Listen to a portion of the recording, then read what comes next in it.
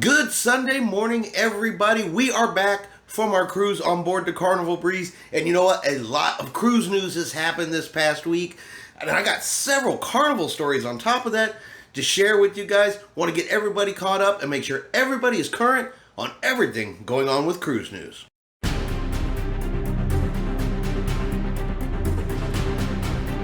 Chris here with High Seas Cruising, and welcome to today's video. Alright, let's jump right in and let's talk about pre-cruise testing, or the fact that pre-cruise testing, well, you know what?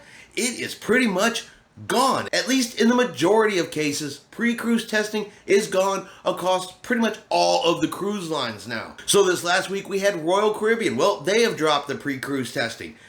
Celebrity Cruise Lines, they've dropped the pre-cruise testing. Disney Cruise Lines, they've dropped the pre-cruise testing. Carnival had already dropped it. Princess has dropped it. So, for the most part, no pre-cruise testing is going to be required on your next cruise vacation. Now, with that, though, of course, there are always exceptions. With good news, you always got to have the but part that goes along with that. There are certain cruise destinations and certain cruises that may still require pre-cruise testing.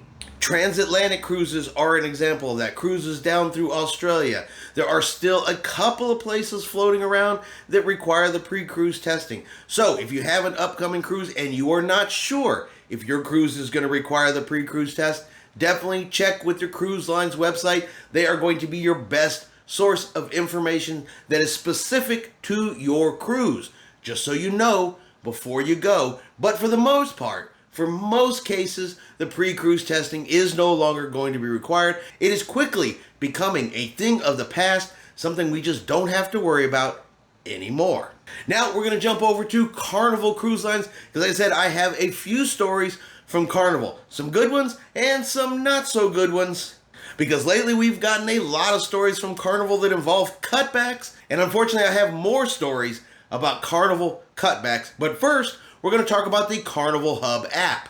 Well, Carnival Hub app, they are going to be making some upcoming changes to this app that Carnival says will be beneficial, particularly to casino players. Now, if you're not familiar with the Hub app, that is Carnival's cruise line app. You download that prior to boarding on the ship. And with the app, of course, you can pick your dining times. You can see activities on board the ship. You can check your account balance, how much money you spent on the ship. And one thing we just used it for this last week is any photos they're taking on board the ship. Well, you can see them right there on the app. You can download them right there off the app to your phone if you only want digital copies. So that was pretty easy, pretty convenient, a nice little feature to have. And Carnival, they're really proud of this app. They say it's been downloaded over 10 million times. And on average, 90% of the cabins use the app while they are out sailing. So Carnival, they're really, really proud of that. And they're going to be continuing to make changes to the app. But their upcoming change, like I said, is specifically for casino players. So the new features in the app are going to allow you to track your casino points and your casino bank directly there through the app. So if you want to know how many points you've got from gambling there in the casino, it's going to be able to tell you. If you want to know how much money you have left in your cruise bank or your casino bank, it is going to be able to tell you. So if you're someone who enjoys the casinos while on board a Carnival ship, definitely keep an eye up on your app. They've already been testing this on the Carnival Magic and should be rolling it out to the remainder of the fleet here over the next couple of weeks. Priority boarding. Well, it is officially and finally back for Diamond and Platinum cruisers on Carnival Cruise Lines. This is something they've been asking for. In all of the comments and questions over into Carnival, one of the biggest ones has been, when is priority boarding going to return? Well, it's officially back. It came back on November the 3rd. So Diamond and Platinum members, you will have 48 hours prior to everybody else to go in and book your arrival time.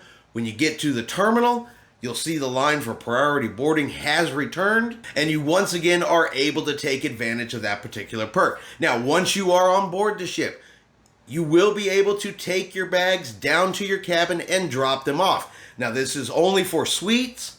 Diamond and Platinum suite guests also get this perk, but you can drop your bags off in your cabin, but then you must still leave. Your cabin will still not be ready when you board the ship, but you will have the option to, to drop off any luggage, your carry-on bags, put that in your room, and then go off and enjoy the ship while the room stewards finish getting it ready to go for you. So that is good news from Carnival. And finally, some Carnival cutbacks. So this last week, and I actually got this email while we were out on the cruise, Carnival sent out a letter letting people know of some new food waste management programs that would affect upcoming cruises. Now this is going to include some, additional pricing. This is going to include some cutbacks on some hours that you'll be able to get certain items. Not everybody's going to be happy about it because there have been plenty of people every time Carnival has made these cutbacks that it just seems like they're cutting a little bit deeper into what people want and what people are looking for on a cruise. Or, simply the fact that they feel that something is being taken from them. However you fall, whether they affect you, they don't affect you, that is something, of course, you will have to decide for yourself. But I'm going to go ahead and share the email with you. That way you know exactly what Carnival said and exactly what changes they say they're going to make. Dear Carnival guests, we have all experienced the impact of inflation, higher fuel prices, and supply chain challenges. The food supply chain challenges have been further complicated by global politics and a myriad of laws regarding how we source products and how crops and animals are farmed and handled. At Carnival, we have worked very hard to minimize the impact on our guests, committed to our promise to make Carnival the most memorable, fun, and best value vacation option on land or at sea. We have reached a point with our food costs, however, where we must take some modest but specific actions, which we know most of you have done yourselves, whether with your dining out patterns or shopping to stock the refrigerator or pantry. Food is part of the fun on a Carnival cruise, and we have no intention of changing that. We have amazing complimentary dining options across the fleet.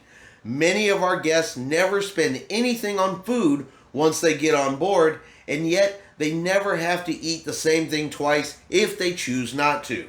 Our specialty dining restaurants expand that variety and allow our guests to treat themselves to the fine dining options at less than what they would pay for a comparable shoreside experience.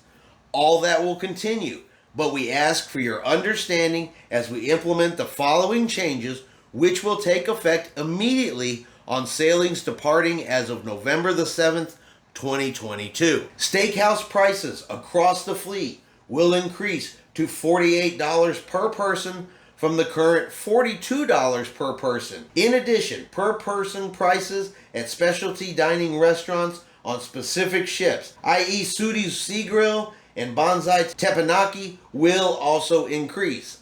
These changes reflect the higher costs we must pay for these fine menu items. For sailings departing through December 31st, 2022, specialty dining reservations paid in advance of the sailing will be charged at the current price.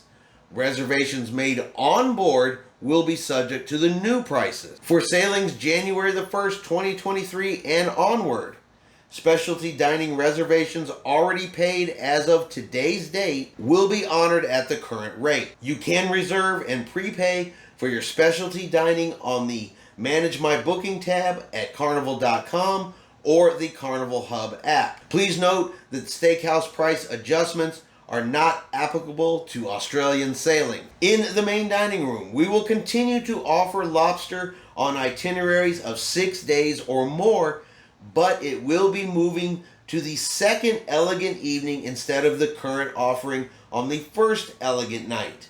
The lobster isn't going to swim away. We just ask that you wait for it further into your voyage. Across our fleet, including sailings from Australia, we will be implementing initiatives to help minimize food waste, which include the following. Complimentary self-service ice cream and frozen yogurt will be available from 11 a.m. to 12 midnight instead of 24/7. So you can still have ice cream every day, multiple times a day, and as much as you want, but from lunch until a midnight snack. While ice cream for breakfast or at 12 a.m. sounds like a great idea when you're on vacation, the truth is that we are seeing lots of waste, and this is one of those times when we ask guests to join us in our efforts to reduce food waste in a way that will have a negligible impact on the overall vacation experience. In addition, we want you to enjoy your favorites and sample offerings you haven't tried before while dining with us in the main dining room.